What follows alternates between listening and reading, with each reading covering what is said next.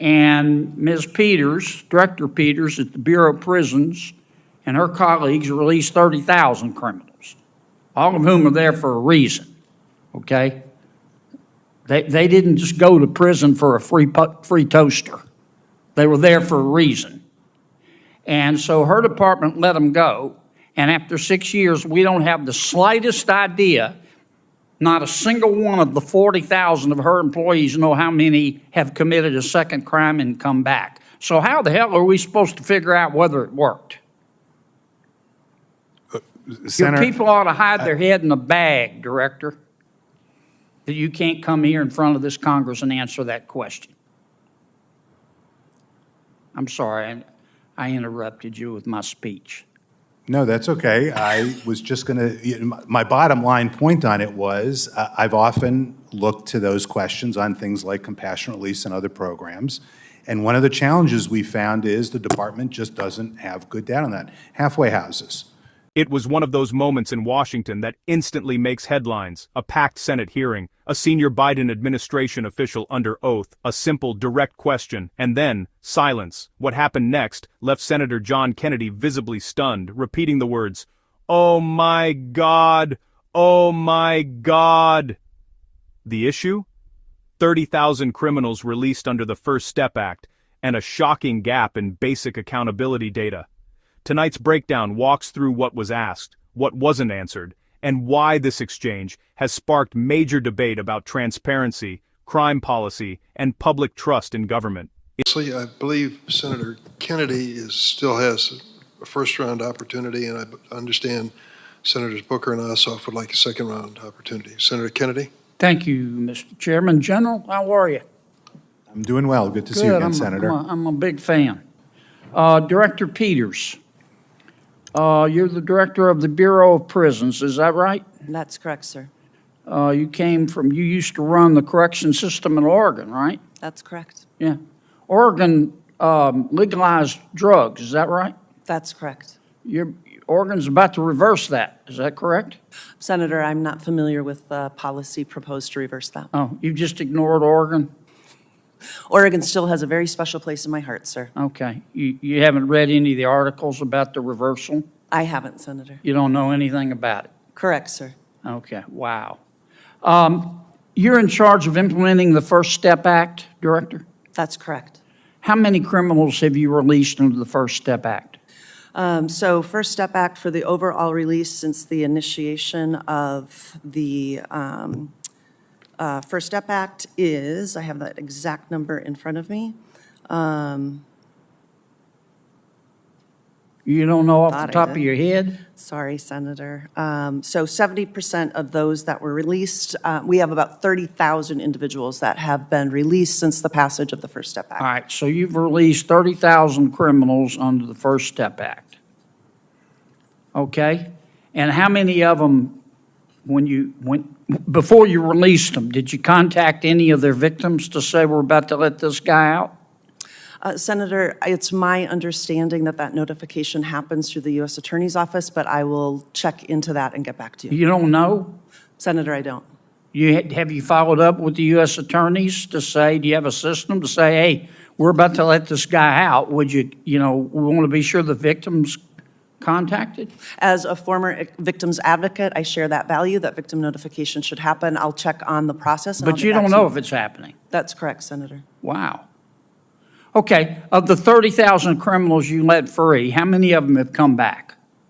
Have committed a crime again, hurt somebody else? So that number is one that we're still looking at as it relates to the recidivism rate for those that were released on the First Step Act. You don't have any idea? No, Senator. You don't have anybody at the Bureau that can count? I do not have that number in front of me today, So let me Senator. get this straight. The First Step Act was passed in 2018. This is 2024, am I right so far? That's correct. That's 6 years. And in 6 years, you've let 30,000 criminals go, right? That's correct. And you don't have the slightest idea how many of them committed another crime and came back. I don't have that number in front of me today, And you sir. run the Bureau of Prisons. That's correct. And how many employees do you have? About 40,000 employees. Oh, my God. Oh, my God. General, I know you got a lot to do, but could you give us a hand here? And let's find out whether the First Step Act worked. And how many, if we've released 30,000 criminals after 6 years, our director here doesn't know how many have committed another crime and come back? Can you help us?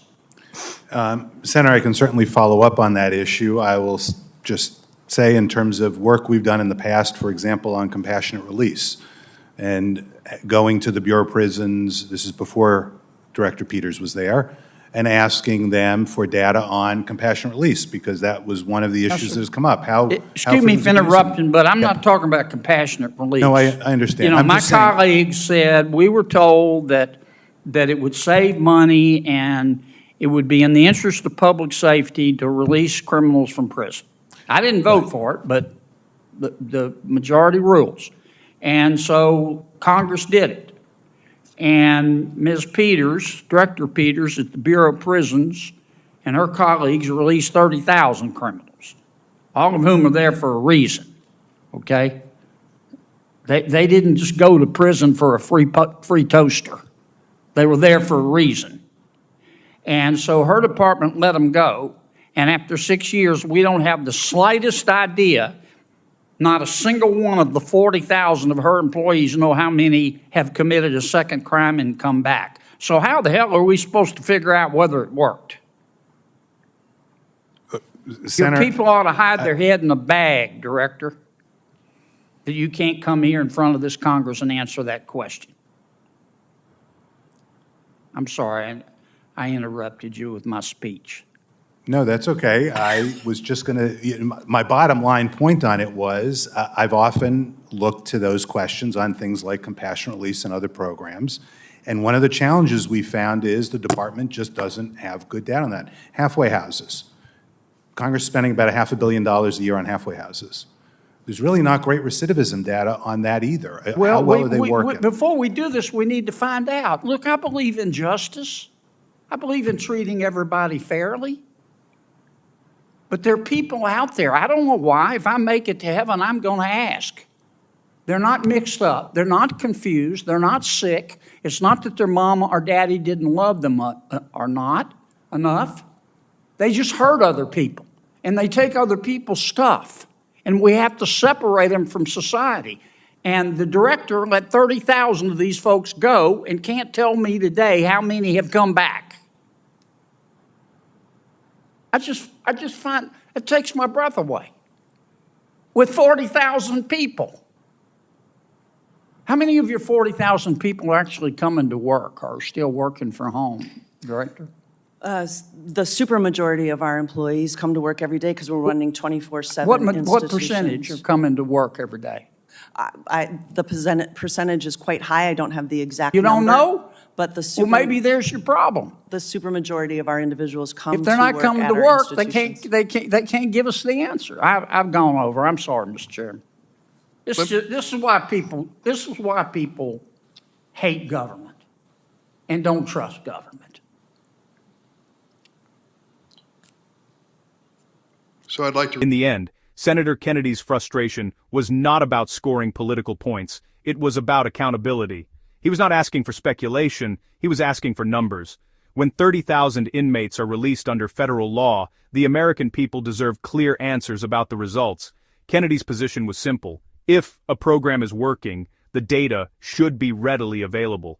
If the Bureau of Prisons employs 40,000 people, tracking recidivism should not be an afterthought. His reaction reflected what many citizens feel when government agencies appear unprepared. Oversight is not hostility. It is a constitutional responsibility. Congress cannot properly evaluate policy without measurable outcomes. Kennedy was not rejecting reform. He was demanding proof. The reform delivers on its promises. Public safety is not a theoretical debate. It affects real communities and real victims. Transparency builds trust, and uncertainty weakens it. When leaders come before Congress, they should be equipped with the facts. Kennedy's insistence on clear data reinforces the idea that government must answer to the people. His questions were direct because the stakes are high. In that moment, he voiced the concern of Americans who believe accountability should never be optional.